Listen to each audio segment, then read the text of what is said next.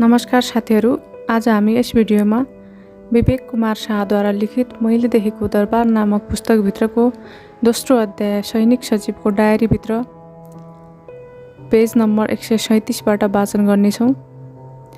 2057 जेठ 19 गते बिहिबार पूर्वी टिमोरको पश्चिमी बेतुन इलाकामा अविरल वर्षाका कारण 43 जनाको मृत्यु भएको छ। 20,000 भन्दा ज्यादा मानिस विस्थापित भएकाले त्यहाँ कार्यरत नेपाली शान्ति सेना मिसन UNTAED सँग राहत सहयोग अनुरोध भइरहेको छ। त्यहाँ कार्यरत सेनाको गुल्मले सक्दो सहयोग पुर्याइरहेको छ र अन्य सहयोगका लागि समेत संयुक्त राष्ट्रसङ्घबाट अनुरोध आएको छ। खबर अनुसार माओवादीले प्रतिबन्धित लागु पदार्थ चरेस, गाजा र यार्सा गुम्बाको समेत अवैध कारोबार गरी अर्थ सङ्कलन गरिरहेको छ। भूतपूर्व ब्रिटिस गोर्खा सैनिक सङ्गठन गेसोले बुटवलमा पेन्सन वितरण गर्न गएका ब्रिटिस सेनाका पदाधिकारीलाई नराम्रो व्यवहार प्रदर्शन गरेको र पेन्सन लिन आउने सैनिकसँग चन्दा असुल्न खोजेको खबर आएको छ। प्रधान सेनापतिको आजको जाहेरीमा माओवादीको हत्या, हिंसा र अवैध कारोबारलाई दृष्टिगत गरी राष्ट्रिय निकुञ्ज तथा वन्यजन्तु आरक्षको सुरक्षा व्यवस्था कडा तुल्याउन सरकारबाट निर्देशन बक्स्यो। साथै सरकारबाट नेपाल प्रहरीका लागि नयाँ हतियार लिने सम्बन्धमा राष्ट्रिय सुरक्षा परिषदमा छलफल गरी निर्णय गर्नु हुकुम भयो। यसैगरी सरकारबाट सेनाको कल्याणकारी कोषको रकमबाट श्री 5 को सरकारको सेक्युरिटी बन्ड खरिद गरी उक्त रकम सैनिक विकास निर्माण तथा प्रयोजनका लागि खर्च गर्ने व्यवस्था मिलाउन प्रधानमन्त्रीसँग कुरा गर्न निर्देशन बक्स्यो। सेनामा अनियमितता तथा भ्रष्टाचार सम्बन्धी विषय धेरै आउन थालेका छन्। सेनाका कुन कुन विभागमा यस्ता कार्य हुन्छन्, कुनै एकको घटना अध्ययन तथा छानबिन गरी प्रतिवेदन तयार पार्नु भनी प्रधान सेनापतिलाई निर्देशन बक्स्यो। प्रधान सेनापतिले बिन्ती गर्नुभयो, माओवादीबाट हत्या र हिंसा ज्यादै बढेकाले कुनै पनि बेला सेना परिचालन हुनुपर्ने हुन सक्छ, तर सेनालाई पर्याप्त हात हतियारको खाँचो छ। प्राथमिकताको आधारमा भारतीय हतियार लिन हतियार तथा सैनिक सामग्रीको सूची तयार भइरहेको छ। साथै बेलायतबाट लिन सकिने SLR राइफलबारे बेलायती सैनिक सहचारीसँग कुरा भइरहेको छ। 2057 जेठ 23 गते सोमबार संसदको राज्य व्यवस्था समितिले आफ्नो प्रतिवेदनमा सेनाले सरकारी स्रोत साधनलाई वास्तविक रूपमा सदुपयोग गर्न नसकेको उल्लेख गरेको छ। त्यस्तै सेनाको माथिल्लो स्तरमा व्यापक भ्रष्टाचार हुने गरेको र सेनाले दीर्घकालीन योजना बनाउन नसकेको जस्ता विषय औल्याइएको छ। शाही रक्षक बाहिनी खडा भएदेखि पहिलो पटक राजदरबार, जङ्गी अड्डा र अन्य सुरक्षा निकायबीच कसरी सुरक्षा समन्वय गर्ने भन्ने विषयमा राजदरबारमा कार्यरत सबै सुरक्षा निकायका वरिष्ठ अधिकृत सम्मिलित सम्मेलन आयोजना गरिएको छ। सम्मेलनमा बाहिनी तथा बाहिनी अन्तर्गत गण, गुल्म, शाही रक्षक सैनिक प्रहरी, शाही पार्श्ववर्ती विभाग तथा सैनिक सचिवालयका पदाधिकारी सम्मिलित थिए। यी सबै कार्यालयका विद्यमान समस्या र भविष्यमा अपनाउनुपर्ने रणनीतिबारे विस्तृतमा छलफल गरी निष्कर्ष निकाल्ने सम्मेलनको उद्देश्य रहेको छ। नेपालको अनौपचारिक भ्रमणको सिलसिलामा भारतीय प्रधानमन्त्रीका सुरक्षा सल्लाहकार ब्रजेश मिश्र आज काठमाडौँ आएर दरबार मार्ग स्थित होटल याक एन्ड यतिमा बस्नुभएको छ। मिश्र आइपुग्न साथ नेपाल सद्भावना पार्टीका नेता गजेन्द्र नारायण सिंह र हृदय त्रिपाठीले होटलमै गएर भेटेको खबर छ। 2057 जेठ 25 गते बुधबार सरकारबाट प्रधानमन्त्रीको जाहेरीपछि आज मलाई केही बुदा बक्स्यो। प्रधानमन्त्रीले सुरक्षा परिषदको अवधारणाबारे गोप्य रूपमा सुझाव लिन मुख्य सचिव र रक्षा सचिवलाई एक प्रति दिने विचार गरेको छु। त्यस्तै दरबारबाट पनि उक्त अवधारणाबारे सुझाव आओस्। आगामी दशैँसम्म सबै जिल्लाको सुरक्षा व्यवस्था बलियो बनाउन र सदरमुकाममा सहयोगी भूमिकाका लागि सेना खटाउन पूर्वाधार तयार गर्न प्रधान सेनापतिसँग छलफल भएको छ भनेर सरकारमा जाहेर गर्नुभएको रहेछ। सरकारबाट हिजो भारतीय प्रधानमन्त्री अटल बिहारी वाजपेयीका स्वकीय सचिव तथा राष्ट्रिय सुरक्षा सल्लाहकार ब्रजेश मिश्रलाई दर्शन भेट बक्स्यो। दर्शन भेटमा मिश्रले नेपालमा पाकिस्तानी गुप्तचर निकाय ISI को गतिविधि बढेको भन्दै चिन्ता व्यक्त गर्नुभएछ। ISI को नेपालका माओवादीसँग सम्पर्क हुन सक्नेप्रति सजगता अपनाउन पनि उहाँको सल्लाह रहेछ। त्यस्तै मिश्रले नेपालले भारतमा भइरहेका माओवादी गतिविधिबारे बारम्बार प्रश्न उठाउने गरेको छ। भारतीय सुरक्षा निकायले यसबारे कुनै पनि तथ्य पत्ता लगाउन सकेको छैन भन्नुभएको रहेछ।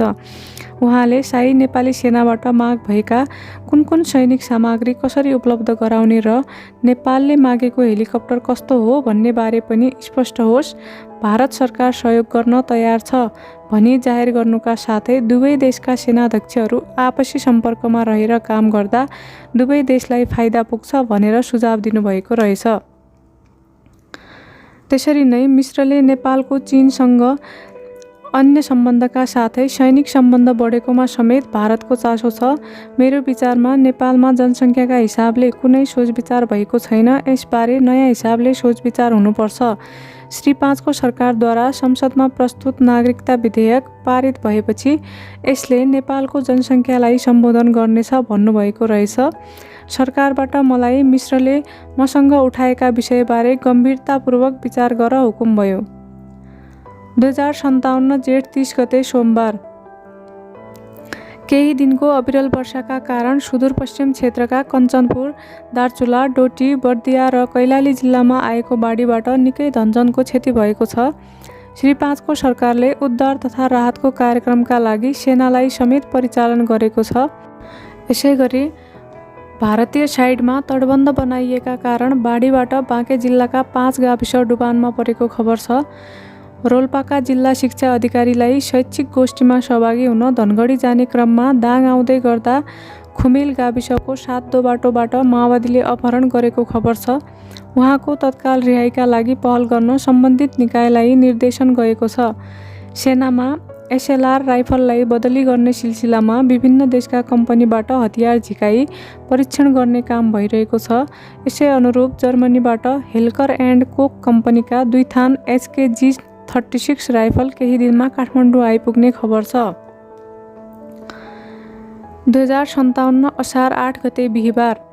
प्रतिनिधि सभा सार्वजनिक लेखा समितिले हिजो शाही नेपाली सेनाका लागि एभ्रो RJ-100 विमान खरिदको प्रक्रिया रद्द गर्न श्री 5 को सरकारलाई निर्देशन दिएको छ। सेनाको कल्याणकारी कोषलाई दीर्घकालीन र नकारात्मक असर पर्ने विमान खरिद प्रक्रिया रोक्न दिएको निर्देशनलाई सकारात्मक रूपमा लिनुपर्ने भनी सरकारमा जाहेर गरे। माओवादीले आफ्नो रणनीति अनुसार गत असार 1 गतेदेखि 6औं चरणको कार्यक्रम सञ्चालन गरिरहेको छ। यस अन्तर्गत सरकारसँग वार्ताको माध्यम उपयोग गरेर सकेसम्म बढी फाइदा लिने, सङ्गठन विस्तार गर्ने, लडाकुलाई व्यापक रूपमा प्रशिक्षण दिने, चन्दा अभियान व्यापक बनाउने जस्ता कार्यक्रम राखेको बुझिएको छ। भारतले नेपालसँग जोडिएका सीमा क्षेत्रमा नेपाल विरोधी गतिविधि गरिरहेको छ। स्थानीय जनतामा नेपाल विरोधी भावना बढाउने उद्देश्यका साथ नेपालले भारतद्वारा निर्मित तटबन्ध भत्काउन खोजेको छ। सीमा क्षेत्रमा आइएसआईलाई भारतीय नक्कली नोटको कारोबार गर्न र मदरसामा भारत विरोधी गतिविधि गर्न सहयोग गरिरहेको छ जस्ता भ्रामक प्रचार गरिरहेको छ। यस सन्दर्भमा भारतले नेपाललाई लगाइएका विभिन्न आरोप र उसको हस्तक्षेपकारी भूमिकाबारे नेपालले भारतका विभिन्न पार्टीका नेतासँग सम्पर्क बढाउनुपर्ने देखिन्छ। साथै चीनसँग राम्रो सम्पर्क बढाउनुपर्ने हुन्छ भनी केही विज्ञले मलाई सुझाव दिएका छन्। भारतको तमिलनाडु राज्य सरकारले उत्तर पूर्वी श्रीलङ्कामा स्वतन्त्र तमिल राज्य खडा गर्न अघि सारेको विद्रोही समूह LTTI-लाई समर्थन गरिरहेको छ। भारतको केन्द्र सरकार यसको पूर्णतया विपक्षमा छ। श्रीलङ्कामा यस्ता पृथकतावादी सङ्गठनलाई समर्थन गरेमा भारत पनि पृथकतावादी आन्दोलन हुन सक्ने सम्भावना रहेको उसको आकलन छ। त्यसैले भारत असजिलो परिस्थितिमा रहेको बुझिन्छ। यो तथ्यका आधारमा श्रीलङ्काले राम्रैसँग खेल खेलिरहेको विश्लेषकको राय छ। 2057 असार 12 गते सोमबार। महाराज धिराज सरकार स्वास्थ्य परीक्षणका लागि आगामी असार 16 गते लन्डन सवारी हुने कार्यक्रम बनेको छ। प्रधान सेनापतिले आज बसेको राष्ट्रिय सुरक्षा परिषदको बैठकले यसको अवधारणा पारित गरेको सरकारमा जाहेर गर्नुभयो। पारित अवधारणालाई काङ्ग्रेस केन्द्रीय समितिको बैठकले सकारात्मक रूपमा लिएको छ। यो निर्णयपछि माओवादीका विरुद्ध सेना परिचालन गर्न सजिलो भएको समेत काङ्ग्रेस नेताहरूको विश्लेषण छ।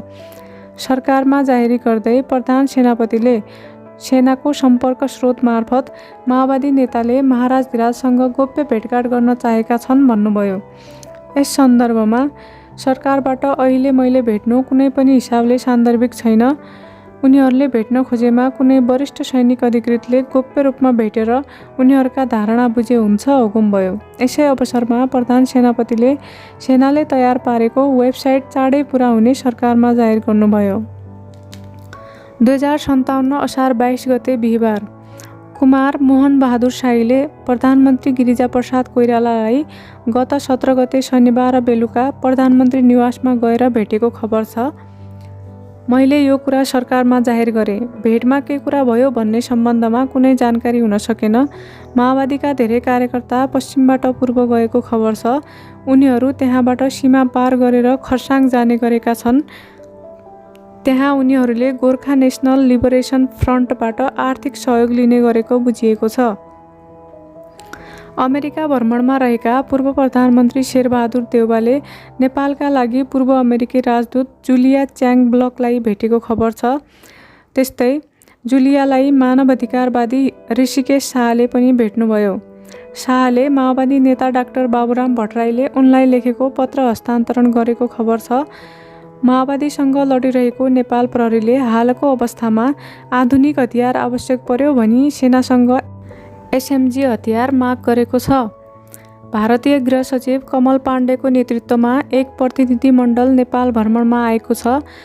भ्रमण दलमा काठमाडौँ स्थित भारतीय दूतावासका deputy chief of mission Ashok Kanth, भारतीय गुप्तचर संस्था रका उपप्रमुख नायर, विदेश मन्त्रालयका नेपाल डेस्क हेर्ने सहसचिव मीरा शङ्कर र निर्देशक स्तरका 4 डिआइजी छन्। भारतीय पक्षबाट आतंकवाद नियन्त्रण, सुपुर्दगी सन्धि, सीमा क्षेत्रमा हुने अवाञ्छित गतिविधि नियन्त्रण जस्ता विषय उठाइएको छ।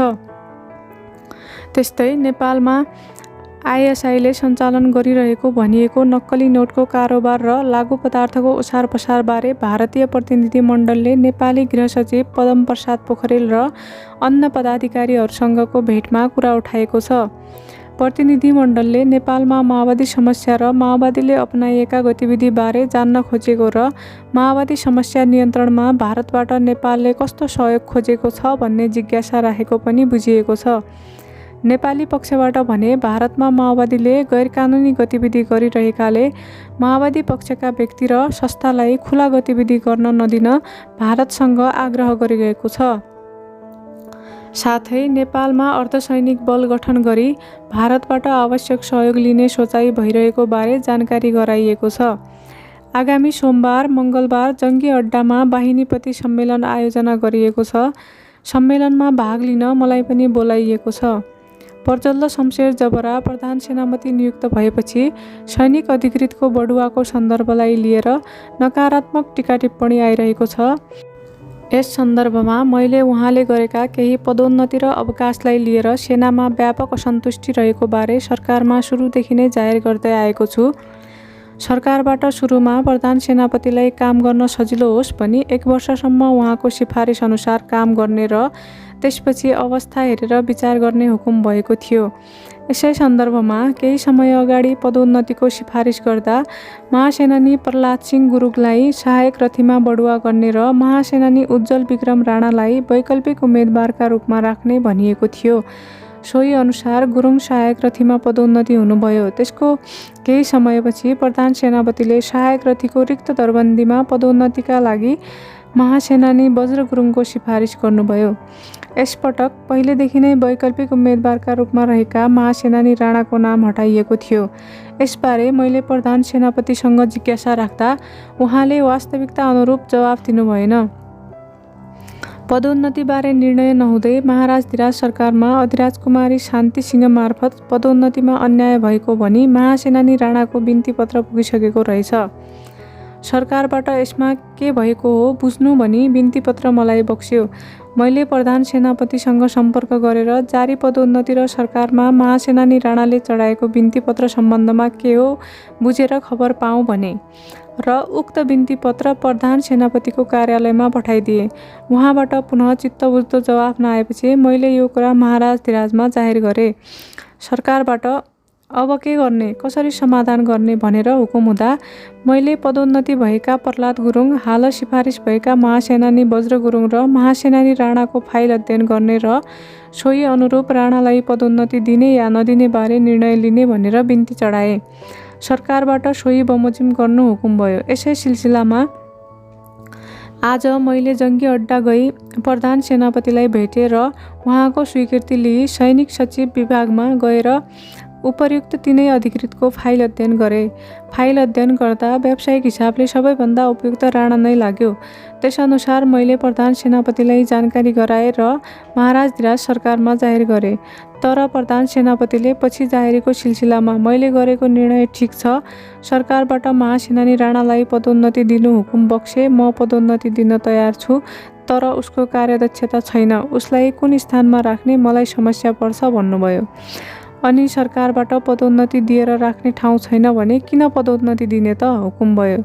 यसरी यो प्रसङ्ग यत्तिकैमा टुङ्गियो र महासेनानी उज्जवल विक्रम राणाको पदोन्नति भएन। 2057 असार 29 गते बिहिबार, केही दिन अगाडि राष्ट्रवादी युवा मञ्चले आयोजना गरेको कार्यक्रममा देशको आर्थिक दुरावस्था कसले ध्यान दिने, माओवादी समस्याले देशमा आतङ्क र गृहयुद्धको सम्भावना निम्त्याइरहेको छ, यसमा किन सरकार र संसदको ध्यान जाँदैन, राजनीतिक अस्थिरता बढेको छ, विदेशी ऋणमा भएको भ्रष्टाचारमा नेताहरूले जिम्मेवारी लिने कि नलिने, देशको शान्ति सुरक्षा, जलस्रोत, परराष्ट्र नीति जस्ता कुरामा विदेशी चलखेल भइरहँदा संसदमा किन आवाज उठ्दैन, राष्ट्रिय हितका विषयमा संसदमा किन एकता हुन सक्दैन, नागरिकता विधेयक देशको हित नहेरी कसको स्वार्थमा पास गरियो, नेपालको सीमा क्षेत्रमा भारतले एकतर्फी रूपमा बाँध बनाई नेपाली भूमि डुबानमा पर्दा समेत नेपालको प्रशासन किन मौन छ आदि विषयमा सशक्त रूपमा आवाज उठाइएको थियो। त्यसबाट संसदको ध्यान आकर्षण भएको छ। संसदमा पहिलो पटक यस्ता गम्भीर विषयमा 4 घण्टा बहस भएको छ। मैले पाएको जानकारी अनुसार गत असार 19 गते एक माओवादी नेता गोप्य रूपमा काठमाडौँ आएर ललितपुर सानेपामा बसेका थिए। सानेपामै पूर्व अधिराज कुमार धीरेन्द्र शाहलाई भेटेर उनी असार 21 गते फर्किएको भन्ने खबर प्राप्त भएको छ। शान्ति सुरक्षा सुदृढ गर्न प्रहरीले काठमाडौँमा सक्रियता बढाएको छ। माओवादीले पनि शेरबहादुर देउबा अमेरिकाबाट फर्केपछि वार्ताको कुरा अगाडि बढाउने बुझिएको छ। सेनासँग भएका पुराना एन्टिक हतियार बिक्री गरेर आउने करिब 30 लाख डलरबाट नयाँ हतियार किन्ने सन्दर्भमा हाल परीक्षण भइरहेका हतियारमध्ये कुन लिने हो यसबारे चाँडै निर्णय हुनुपर्ने हुन्छ। त्यस्तै प्रहरीको माग बमोजिम एसएमजी हतियार उपलब्ध गराउन उपयुक्त हुन्छ। सेनालाई आवश्यक भएको हवाईजहाज किन्ने प्रसङ्गमा टेन्डर गरेर लिनुपर्ने हुन्छ। 2057 साउन 3 गते मङ्गलबार, नेपाल मजदुर किसान पार्टीका केन्द्रीय सदस्य आशा काजी बासुकलाले एक कार्यक्रममा माओवादीले अपनाएको बाटो ठिक भएकाले पार्टीले आर्थिक सहयोग पुर्याएको छ, आवश्यक परे अन्य सहयोग पनि दिन तयार छौँ भनेको बुझिएको छ। यसैबीच माओवादीले आफ्नो विशेष प्रभाव रहेका जिल्लामा स्थानीय जनवादी सत्ता सञ्चालनको अभ्यास गर्ने भएको छ। कथित जनयुद्ध सञ्चालनका लागि अर्थ सङ्कलन गर्न शिक्षक सर्वसाधारणबाट चन्दा उठाउने भएको छ। त्यस्तै व्यापारी उद्योगपतिबाट कर लिने, कार्यकर्ताबाट लेबी उठाउने, वित्तीय संस्था र सुदखोर व्यापारीलाई आर्थिक कारबाही गर्ने माओवादीको योजना छ। साथै जडीबुटी, लागु पदार्थ र कस्तुरी जस्ता मूल्यवान वन्यजन्तुको व्यापार बढाउँदै लैजाने खबर आएको छ। सम्भवतः माओवादीले दार्जिलिङको Gorkha national liberation front GNLF र श्रीलङ्काको लिबरेसन टाइगर्स अफ तमिल इलम एलटिटिईबाट सहयोग पाइरहेको छ।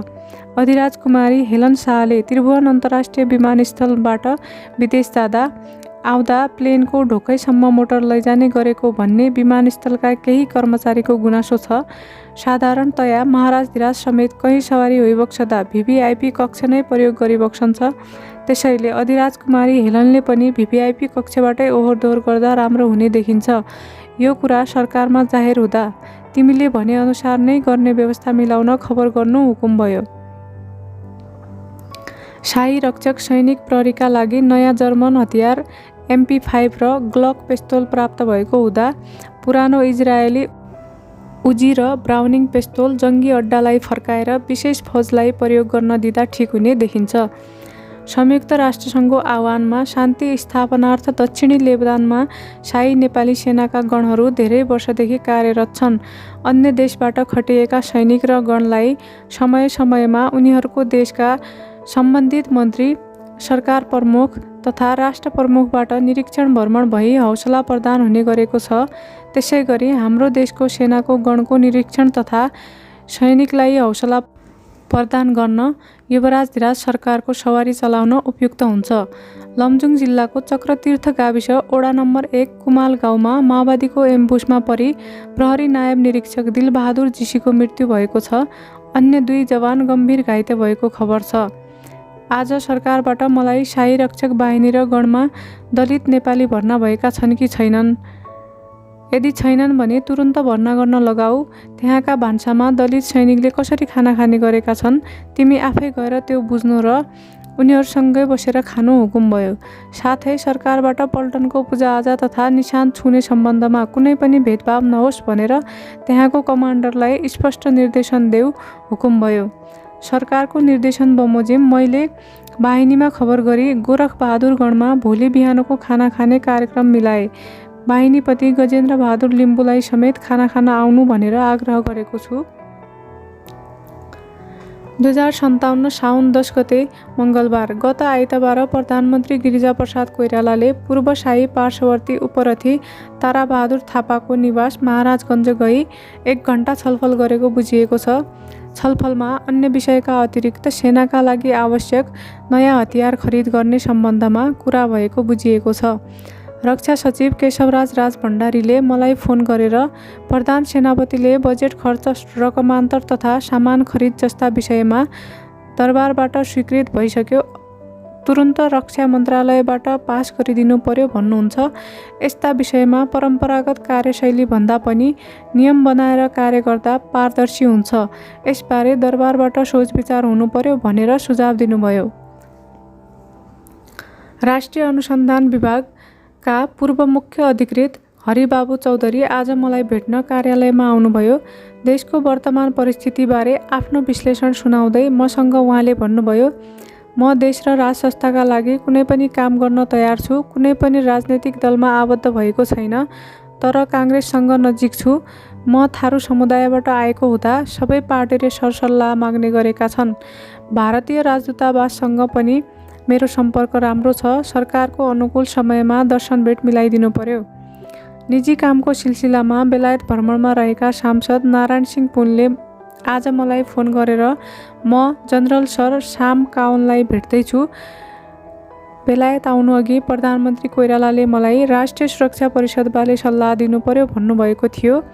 यसै प्रसङ्गमा बेलायतको राष्ट्रिय सुरक्षा परिषदको संरचनाबारे छलफल गर्न लागेको छु भन्नुभयो। साथै पुनले पहिले पनि जनरल काउनले आफूसँग भूतपूर्व ब्रिटिस गोर्खाको समय समयमा उत्पन्न हुने समस्या र विवादबारे कुरा गरेको र यसपटक पनि त्यस्ता कुरा हुन सक्ने बताउनुभयो। माओवादी हत्या हिंसा सुरु भएपछि नेपाल प्रहरीमा हालसम्म केही अधिकृत सहित 200 प्रहरी जवानको मृत्यु भएको छ। 2 जवान प्रहरी निरीक्षकलाई बर्खास्त गरिएको छ भने 16 जना प्रहरी निरीक्षक भगौडाका रूपमा रहेका छन्। हतियार र तालिम बिना माओवादीका विरुद्ध होमिएकोमा प्रहरीभित्र ज्यादै असन्तुष्टि छ। यसबारे समयमै नसोच्ने हो भने वरिष्ठ अधिकृतका विरुद्ध विद्रोह हुने सम्भावना छ। प्रहरीलाई सेनाले तालिम गराउने सिलसिलामा आजदेखि सेनाको जङ्गल वारफेयर शिक्षालय अमलेखगञ्जमा कमान्डो तालिम सुरु भएको छ। आगामी 15 गतेदेखि अरू स्थानमा पनि तालिम सुरु हुने भएको छ। राजनीतिक पार्टीका नेता तथा कार्यकर्तालाई भौतिक कारबाही गर्ने नीति अनुरूप माओवादीले काङ्ग्रेसका जिल्ला स्तरीय नेता लालचन्द्र बोहरा गुल्मी, दण्डपाणी तिमिलसिना दैलेख, भक्तबहादुर बस्नेत भोजपुर र चन्द्रनारायण यादव सिराहाको हत्या गरेको छ। संसदमा नागरिकता विधेयकमाथि मतदान हुँदा प्रस्तावको पक्षमा काङ्ग्रेसको 108 मत परेको छ। मतदानका बखत 5 विपक्षी दलले सदन बहिष्कार गरे भने उपसभामुख चित्रलेखा यादव, महेश आचार्य, खेमराज भट्ट मायालु, नारायण पौडेल अनुपस्थित थिए। 9 वाम पार्टीका नेता लक्ष्मण पुर, बाँध निरीक्षण गर्न गएका छन्। उनीहरूले काठमाडौँमा आमसभा गरी आगामी 18 गते उपत्यका बन्दको कार्यक्रम आयोजना गर्ने बुझिएको छ। 2057 साउन 12 गते बिहिबार मध्यपश्चिमका 4 पहाडी जिल्लामा माओवादीले जनसत्ता सञ्चालन गरिरहेका छन्। मुलुकको सुरक्षा स्थिति भयावह बन्दै गइरहेको छ। दलहरूले देशमा सुशासन कायम गर्न नसकिरहेको अवस्थामा राजदरबारको भूमिका के हुनुपर्छ भनेर दरबारमा छलफल भइरहेको छ। अब राष्ट्रिय हित र सुरक्षाका विषयमा राजदरबारको भूमिका देखाउनुपर्ने हुन्छ। राजनीतिक पार्टीहरूसँग प्रत्यक्ष द्वन्द्व नगरी जनताको हितका लागि राजदरबारले केही कदम चाल्नुपर्ने बारे सार्वजनिक बहस हुन आवश्यक छ। यसका लागि सञ्चार माध्यमलाई प्रयोग गर्न जरुरी हुन्छ। माओवादी समस्या समाधानका लागि सेना परिचालन गरिनुपर्छ भन्ने सोच पहिलेदेखिकै हो, तर श्री 5 को सरकारबाट यसबारे गम्भीरतापूर्वक विचार गरिएको छैन। तालिमको सिलसिलामा प्रहरीसँग भएको प्रत्यक्ष संवादबाट सेना परिचालन हुन ढिलो भइसकेको प्रष्ट भएको छ। त्यसैले शान्तिको समयमा प्रहरीलाई सहयोगका लागि भए पनि सेना परिचालनका लागि अहिले नै आवश्यक पूर्वाधार तयार गर्नुपर्ने हुन्छ। सैनिक तालिम केन्द्रहरूमा तालिम गर्न आएका प्रहरीको मनोबल ज्यादै न्यून देखिएको छ। प्रहरीले आफूलाई जबरजस्ती तालिममा पठाइएको र तालिमपछि माओवादीसँग लड्न जानुपर्ने तर कुनै विशेष सुविधा समेत नपाइने जस्ता गुनासो गरेको बुझिएको छ। यो कुरा प्रधानमन्त्री र सुरक्षा प्रमुखहरूलाई जानकारी गराउँदा राम्रो हुन्छ। यस भिडियोमा हामीले सैनिक सचिवको डायरी पेज नम्बर 137 देखि 145 सम्म वाचन गर्यौं। आगामी भिडियोमा हामी पेज नम्बर 145 बाट वाचन सुरु गर्नेछौँ। सुन्दै गर्नुहोला। धन्यवाद।